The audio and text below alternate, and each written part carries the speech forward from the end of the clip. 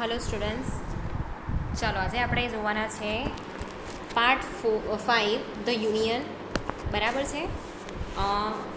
એની અંદર જે એક્ઝિક્યુટિવ્સ જે છે, બરાબર, એક્ઝિક્યુટિવ પાવર કોની હોય અને એક્ઝિક્યુટિવ કોને કહેવાય આખા કોન્સ્ટિટ્યુશનના, એ આપણે જોવાના છે. બરાબર, અત્યાર સુધી આપણે આર્ટિકલ 51 સુધી આપણે કરી ગયા. બરાબર છે. પછી ફંડામેન્ટલ રાઇટ્સ એ બધું આપણે જોયું. એની અંદર ડાયરેક્ટિવ પ્રિન્સિપલ્સ જોયા. એની અંદર આર્ટિકલ 36થી લઈને 51 સુધી હતું. હવે આ આગળના આર્ટિકલ્સ આવ્યા છે. બરાબર. અને લાસ્ટ લેક્ચરમાં આપણે જોયું કે જે જીએસટીવાળું કેવી રીતે ગણતરી થાય છે, એટલે જે ફાઇનાન્શિયલ પાવર છે, બરાબર છે, એ આપણે જોયું. ફેડરલિઝમ જોયું. બરાબર. હવે એ ચેપ્ટરની અંદર આપણે જે પાર્ટ 5 છે એનો એ આપણે જોવાનો છે ધ યુનિયન. બરાબર છે. તો આ જે યુનિયન છે પાર્ટ 5નો, એમાં જે આપણા એક્ઝિક્યુટિવ છે, એ એક્ઝિક્યુટિવ કોણ છે? પ્રેસિડેન્ટ છે. બરાબર છે. તો as per article 52 the president of India, બરાબર છે, તો કોઈપણ કન્ટ્રીની અંદર એક પ્રેસિડેન્ટ હોવા જોઈએ. આર્ટિકલ 52 પ્રમાણે આપણા ઇન્ડિયામાં પ્રેસિડેન્ટ હોવા જોઈએ. There shall be a president of India. બરાબર છે. હવે આ જે પ્રેસિડેન્ટ ઓફ ઇન્ડિયા છે ને, એ આપણા એક્ઝિક્યુટિવ્સ કહેવાય, આપણા કોન્સ્ટિટ્યુશનના એક્ઝિક્યુટિવ કહેવાય. બરાબર છે. તો એઝ પર આર્ટિકલ 52 કમ્પલસરી આપણા પ્રેસિડેન્ટ હોવા જોઈએ, તો જ આપણે જે એક્ઝિક્યુટિવ પાવર છે એનો યુઝ કરી શકીએ એમના થ્રુ. બરાબર છે. તો આ જે ચેપ્ટર છે એની અંદર બધા જ પ્રેસિડેન્ટના જેટલા બી પાવર છે, બરાબર છે, જે એક્ઝિક્યુટિવ્સની અંદર આવે છે, એ આપણે જોવાના છે. આર્ટિકલ 62 સુધી જે છે એ આ જે એક્ઝિક્યુટિવના પાવર છે એના વિશેની માહિતી છે. બરાબર.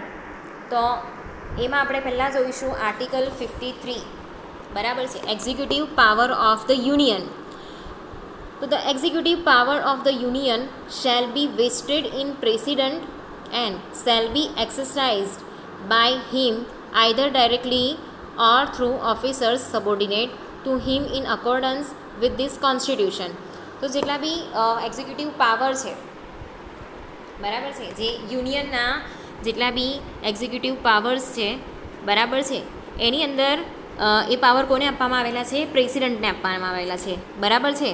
અને એનો અમલ પણ કોણ કરી શકે છે? એ અમલ આપણી પાસે કરાવવાનો છે. બરાબર. તો એ કોણ કરાવી શકે છે? તો ભાઈ પ્રેસિડેન્ટ. બરાબર છે. કાં તો એ કરાવી શકે છે, ક્યાં તો એમના જે સબોર્ડિનેટ ઓફિસર્સ છે, બરાબર છે, એમના થ્રુ પણ એ લોકો કરાવી શકે છે. બરાબર છે. એટલે કોન્સ્ટિટ્યુશનની અંદર, કોન્સ્ટિટ્યુશન અનુસાર અહીંયા આપણે જ્યારે જે એક્ઝિક્યુટિવ પાવર ઓફ યુનિયન છે, બરાબર છે, એને પ્રેસિડેન્ટ એક્સરસાઇઝ કરાવી શકે એનું, બરાબર છે, એનું પાલન કરાવી શકે, એનો અમલ કરાવી શકે, ક્યાં તો પછી એના જે સબોર્ડિનેટ ઓફિસર્સ હોય ને એ લોકો.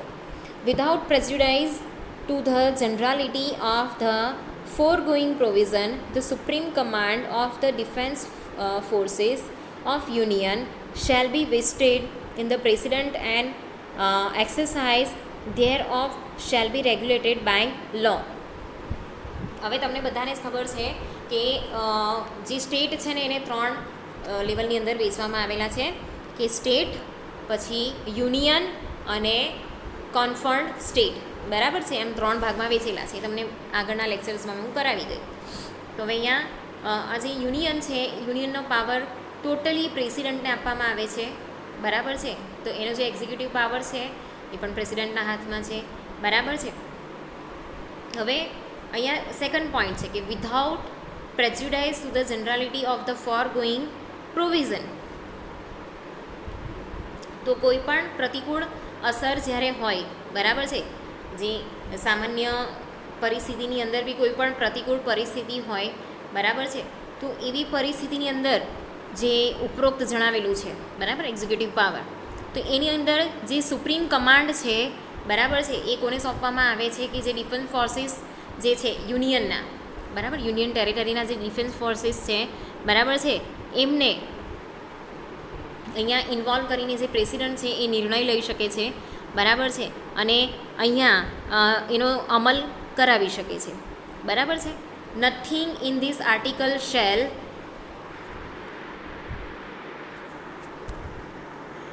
be deemed to transfer to president any functions conferred by any existing law on the government of any state or other authority. હવે આર્ટિકલમાં એવું કંઈ જ મેન્શન નથી કરવામાં આવ્યું કે જે વસ્તુ પ્રેસિડેન્ટ છે ને કોઈ પણ પ્રકારનું ફંક્શન્સ જે છે બરાબર છે એને ટ્રાન્સફર કરી શકે બરાબર છે કે પછી એનું જે એક્ઝિસ્ટિંગ લો છે બરાબર એક્ઝિસ્ટિંગ લો ઓફ ગવર્મેન્ટ છે બરાબર છે એની અંદર એનું જે પ્રદાન છે બરાબર છે એ પહેલાં આપવામાં આવે છે બરાબર છે. કેમ કે જ્યારે પણ કોઈ પણ લો બનાવવામાં આવે ને ત્યારે શું થાય છે કે એને પ્રેસિડેન્ટની સાઇન થાય ને પછી જ એને માન્ય રાખવામાં આવે છે બરાબર છે. પણ એ ટ્રાન્સફર નથી કરી શકતા, એ માન્ય રાખી શકે છે બરાબર. તો આવી જે ઓથોરિટી છે એમને આપવામાં આવેલી છે. પછી prevent parliament from confirming by law functions and on authority other than the president. તો પ્રેસિડન્ટને જેટલી ઓથોરિટી આપવામાં આવેલી છે બરાબર છે એટલી ઓથોરિટી પાર્લામેન્ટના કોઈ પણ બીજા મેમ્બરને લેવામાં આપવામાં આવી નથી બરાબર છે. એટલે લો દ્વારા જે લો ફંક્શન્સ છે એના દ્વારા પ્રેસિડન્ટને બહુ બધી ઓથોરિટી આપવામાં આવેલી છે. હવે એના પછી છે ઇલેક્શન ઓફ પ્રેસિડન્ટ. તો પ્રેસિડન્ટનું ઇલેક્શન કેવી રીતે થાય છે? તો પ્રેસિડન્ટનું ઇલેક્શન છે ને જે ઇલેક્ટ્રોલ કોલેજ ઓફ પાર્લામેન્ટ છે બરાબર છે, Electral college of India A parliament જ કહેવાય બરાબર છે, એના મેમ્બર્સ દ્વારા એને ઇલેક્ટ કરવામાં આવે છે. તો જો ઇલેક્ટ્રોલ કોલેજ ઓફ ઇન્ડિયા છે એમાં કોનો સમાવેશ થાય છે? તો president is indirectly elected by means of an electoral college consisting of elected members of parliament. તો જે પાર્લિયામેન્ટના ઇલેક્ટેડ મેમ્બર્સ છે બરાબર છે એ લોકોની જે આખી કમિટી છે એ લોકોને આપણે કહીશું ઇલેક્ટ્રોલ કોલેજ બરાબર. તો જે આ ઇલેક્ટ્રોલ કોલેજ છે એની અંદર પાર્લામેન્ટના જેટલા બી મેમ્બર્સ છે એ લોકો દ્વારા જે પ્રેસિડન્ટ છે એને ઇલેક્ટ કરવામાં આવે છે બરાબર છે. તો એમાં આપણે આગળનો પોઈન્ટ જોઈએ. The elected member of both houses of parliament, the elected members of the legislative assemblies of the state. તો અહીંયા જે લેજિસ્લેટિવ એસેમ્બલી છે બરાબર છે એના જે મેમ્બર્સ છે એ અને બંને જે હાઉસીસ છે લોકસભા અને રાજ્યસભા એના જે પાર્લામેન્ટના જેટલા બી મેમ્બર્સ છે એ લોકો દ્વારા પ્રેસિડન્ટનું ઇલેક્શન કરવામાં આવે છે બરાબર. હવે આપણે જોઈએ manners of election of president. તો as far as practicable there shall be uniformity in the scale of representation of the different states at the election of president બરાબર છે. હવે આ છે ને એક બહુ વ્યવહારુ બાબત છે ઓકે. તો એને સિસ્ટમમાં રહીને આપણે ઇલેક્શન કરવામાં આવે છે. For the purpose of securing such uniformity among the state inter se as well as parity between the states as a whole and the union, the number of votes which each elected members of parliament and of the legislative assembly of each state is entitled to cast at such election shall be determined in following manners. તો અહીંયા કેવું છે કે જે લો બનાવવામાં આવેલા છે જે એક્ઝિક્યુટિવ્સ છે જે લેજિસ્લેટિવ્સ છે બરાબર છે એ પ્રકારની જે યુનિફોર્માલિટી છે બરાબર છે એના પ્રોટેક્શન માટે એની સમાનતા માટે એ સમાન રીતે જળવાઈ રહે બરાબર છે એના માટે જે મેં તમને કીધું કે ઇલેક્ટ્રોલ કોલેજ બરાબર છે જેની અંદર કોણ કોણ આવે છે? તો પાર્લામેન્ટના જેટલા બી મેમ્બર છે એ અને જે લેજિસ્લેટિવ એસેમ્બલી છે એ લોકોના દ્વારા ઇલેક્શન કરવામાં આવે છે. તો એમાં કેવી રીતે ઇલેક્શન થાય છે? તો every elected member of the legislative assembly of a state shall have as many votes as there are multiple of 1000 in the quotient obtained by dividing the population of the state by the total number of the elected members of the assembly. હવે અહીંયા એનું election કેવી રીતે થાય છે? તો જેટલા બી member elect થયા છે, બરાબર, જે લેજિસ્લેટિવ એસેમ્બલીની અંદર જેટલા બી મેમ્બર ઇલેક્ટ થયા છે એ લોકો પોતાના સ્ટેટમાંથી કેવી રીતે ઇલેક્ટ થઈને આવ્યા છે, એ લોકોને કેટલા વોટ્સ મળ્યા છે, બરાબર છે, એ પ્રમાણે એને મલ્ટીપ્લાય કરવામાં આવે છે, બરાબર છે. એટલે અહીંયા મલ્ટીપ્લાય કરીએ એટલે આપણે એનું શું મળશે? કોટિયન્ટ મળશે, એટલે કે એનું જે ભાગફળ છે એ આપણને મળશે, બરાબર છે. એને કોના દ્વારા ડિવાઈડ કરવામાં આવે છે? પોપ્યુલેશન, જે સ્ટેટનું પોપ્યુલેશન છે એના દ્વારા એને ડિવાઈડ કરવામાં આવે છે. એ મેં લાસ્ટ લેક્ચરમાં તમને શીખવાડેલું, બરાબર છે, કે જેટલું મોટું સ્ટેટ હોય એનું જેટલું પોપ્યુલસ હોય સ્ટેટનું એ પ્રમાણેના અહીંયા મેમ્બર્સ હોય, બરાબર છે. તો એવી રીતે જે મેમ્બર છે, બરાબર છે, એ કેવી રીતે બને કે જેટલું બી પોપ્યુલેશન છે સ્ટેટનું ટોટલ પોપ્યુલેશન, બરાબર છે, એને મલ્ટિપલ કરવામાં આવે, પછી એનો કોટિયન્ટ કરવામાં આવે, એનું જે ભાગફળ આવે છે, બરાબર છે, એ પ્રમાણે અહીંયા જે મેમ્બર છે એ હોય છે, બરાબર છે. If after taking the said multiples of 1000 the remainder is not less than 500, then the vote of each member referred to in subclause shall be further increased by 1. તો અહીંયા જે ભાગફળ મળે છે, જે કોટિયન્ટ મળે છે એ એટલીસ્ટ 1000નું હોવું જોઈએ, 500થી અંદર હોવું જોઈએ નહીં, બરાબર છે. તો એને આપણે 1000 સુધીનું તો હોવું જ જોઈએ.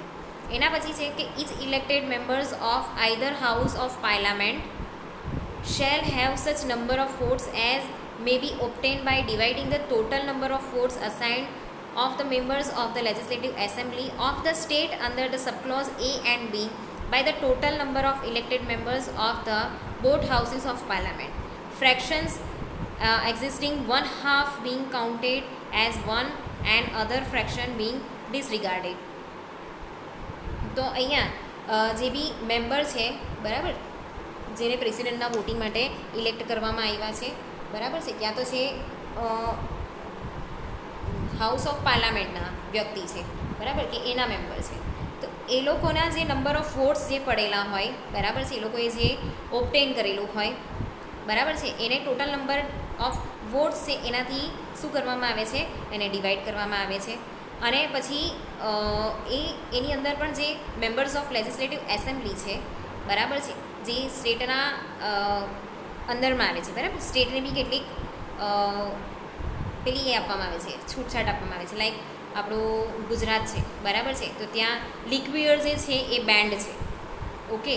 તો આ એક સ્ટેટ લેવલની ઓથોરિટી કહેવાય કે એ લોકોને આ પ્રકારનો હક આપવામાં આવે છે, ભલે એ લોકો સેન્ટ્રલ ગવર્મેન્ટમાં આવતા હોય, બરાબર છે. તો આ બધા જે સબક્લોઝ છે એ બી એની અંદર આ બધી વસ્તુનો સમાવેશ થાય છે.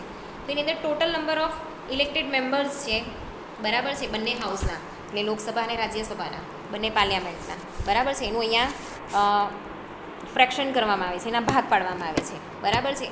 અને પછી જેટલો કાઉન્ટ આવે છે એ પ્રમાણે અહીંયા એને ડિસરિગાર્ડેડ કરવામાં આવે છે, બરાબર છે, એને ડિવાઈડ કરવામાં આવે છે. એના પછી ત્રીજો પોઈન્ટ છે, the election of the president shall be held in accordance with the system of proportional representation by means of the single transferable vote and the voting at such election shall be secret ballot. Secret ballot એટલે આપણે જે election હોય, આપણે ત્યાં general election, બરાબર છે, ત્યારે આપણે ઇલેક્શનની અંદર વોટ આપવા જઈએ છીએ. તો ત્યાં કેવું છે કે આપણે કોને વોટ આપ્યો ને એ ખબર નહીં પડે, બરાબર છે. એક પેલું ટેબલ હોય, એના પર મશીન હોય ને એને ચારે બાજુથી કવર કરી દીધેલું હોય ને આપણે કોને વોટ કરીએ છીએ કંઈ ખબર નહીં પડે. તો એ પ્રમાણે અહીંયા કેવું છે કે સિક્રેટ બેલોટની સિસ્ટમ જે છે અહીંયા ઊભી કરવામાં આવે છે. ક્યાં તો પછી કેવી રીતે છે કે સિંગલ ટ્રાન્સફરેબલ વોટની જે સિસ્ટમ છે એ રીતને બી અહીંયા જે સિસ્ટમ છે એનો યુઝ કરવામાં આવે છે. તો જે ઇલેક્શનનું જે સિસ્ટમ છે, બરાબર છે, એ કેવી રીતે ઊભું કરવામાં આવે છે કે according to the system of proportional representation, બરાબર છે, પ્રમાણસરનું જે પ્રેઝન્ટેશન હોય એ જેટલા મેમ્બર્સ હોય, બરાબર છે, એ પ્રમાણે અહીંયા ઊભું કરવામાં આવે છે. તો આ આર્ટિકલની અંદર બીજી કઈ વસ્તુ છે? તો in this article the expression population means the population as ascertained at the last preceding census of which the relevant figures have been published. તો જે સેન્સસ વસ્તી ગણતરી, સેન્સસ એટલે વસ્તી ગણતરી, બરાબર. તો વસ્તી ગણતરી પ્રમાણે જે પોપ્યુલેશન કાઉન્ટ થયું છે એને અહીંયા એ પ્રમાણે અહીંયા સહમતિ આપવામાં આવે છે કે એ પ્રમાણે એનું અહીંયા કાઉન્ટેશન થાય છે, બરાબર છે. તો આમ જેમનું ઇલેક્શન છે એ કેવી રીતે થાય છે કે રાજ્યસભાના અને લોકસભાના જે ઇલેક્ટ્રોલ કોલેજ છે, બરાબર, એના અને લેજિસ્લેટિવ એસેમ્બલી છે એના જે મેમ્બર છે એ લોકો પોતાના રાજ્યમાંથી કેવી રીતે ચૂંટાઈને આવ્યા છે, બરાબર છે, કેવી રીતે ચૂંટાઈને આવ્યા છે, એમાં જો આપણે એ લોકોના પોપ્યુલેશન પ્રમાણે એ લોકોના ભાગ પાડીએ તો 1000 તો થવા જ જોઈએ, બરાબર. 500થી ઓછા નહીં હોવા જોઈએ, તો એ લોકો ઇલેક્ટ્રોલ કોલેજના મેમ્બર બની શકે, એ લોકો જ વોટિંગ કરી શકે. પછી અહીંયા સિક્રેટ બેલોટથી કે પછી ટ્રાન્સફરેબલ વોટથી અહીંયા વોટ આપવામાં આવે છે. આમ જે આખું ઇલેક્શન જે છે એ થાય છે, બરાબર છે. એના પછી આપણે આવતા લેક્ચરમાં જોઈશું આર્ટિકલ 56, 7 અને 8, બરાબર.